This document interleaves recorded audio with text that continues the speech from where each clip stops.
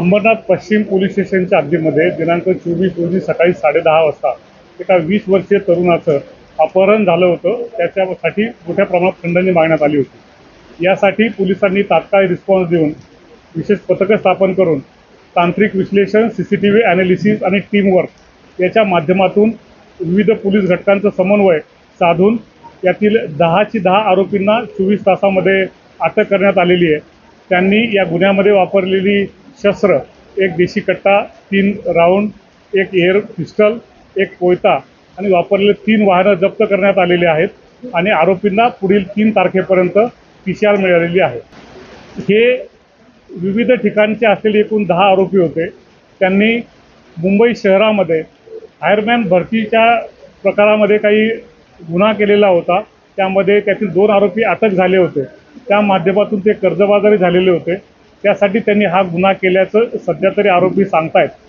या आरोपींपैकी 3 आरोपी हे त्या भरतीमधले फसले गेलेले कॅन्डिडेट देखील आहेत. शिवाय यांनी बोगस सिम कार्ड खरेदी केलं, ज्यांनी पुरवलं तोही आरोपी झालेला आहे. ज्यांनी शस्त्र पुरवलं तोही आरोपी झालेला आहे. ज्यांनी हे कट रचला त्यामध्ये पूर्ण सामील झाला आणि ही माहिती गोपनीय ठेवली त्यांनाही आरोपी करण्यात आलेले. असे एकूण 10 आरोपी आपण अटक करण्यात आलेले आहेत आणि त्यांच्याकडे सखोल तपास सुरू आहे. या प्रकरणामध्ये जसं पोलिसांनी समन्वय ठेवलं आहे त्यामध्ये ठाणे ग्रामीण पोलीस, ठाणे शहरातील विविध परिमंडळातील उपायुक्त, ट्रॅफिकचे पोलीस, गुन्हे शाखेचे पोलीस, गुन्हे शाखा घटक परिमंडळ 4, त्याचप्रमाणे शिवाजीनगरचे वरिष्ठ पोलीस निरीक्षक श्री भगत, किल्लाईंचे वरिष्ठ पोलीस निरीक्षक श्री जगताप, सेंट्रलचे वरिष्ठ पोलीस निरीक्षक श्री शंकरराव अवताडे, विठ्ठलवाडीचे विशेष वरिष्ठ पोलीस निरीक्षक श्री पडवळ यांच्यासोबतच ACP कोळी या सर्वांचं समन्वयामध्ये स्थानिक ACP श्री वराडे यांनी खूप मोठी भूमिका पार पाडली आणि यश प्राप्त केलं आहे. यातील फिर्यादी जे आहेत हे एक अहमदनगर जिल्ह्यातून इथे येऊन स्थायिक झालेले आणि छोटे मोठे बांधकाम व्यावसायिक आहेत आणि त्यांची मुलं हे नुकतेच शिक्षण पूर्ण करून त्यामध्ये ते सामील आहेत.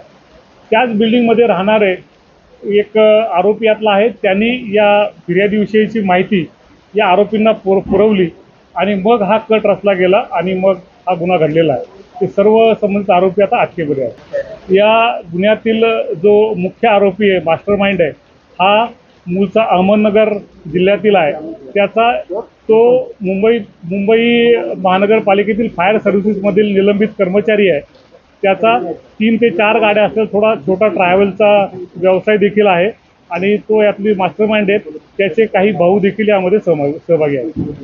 यामध्ये अहमदनगर जिल्ह्यातील काही आरोपींसोबतच जळगाव जिल्हा, नाशिक जिल्हा येथील देखील आरोपी आहेत आणि स्थानिक उल्हासनगर आणि अंबरनाथचे देखील आरोपी आहेत. जुनी रायवरील नाही, हे केवळ पैसे कमवण्याच्या उद्देशाने केलेला हा गुन्हा आहे.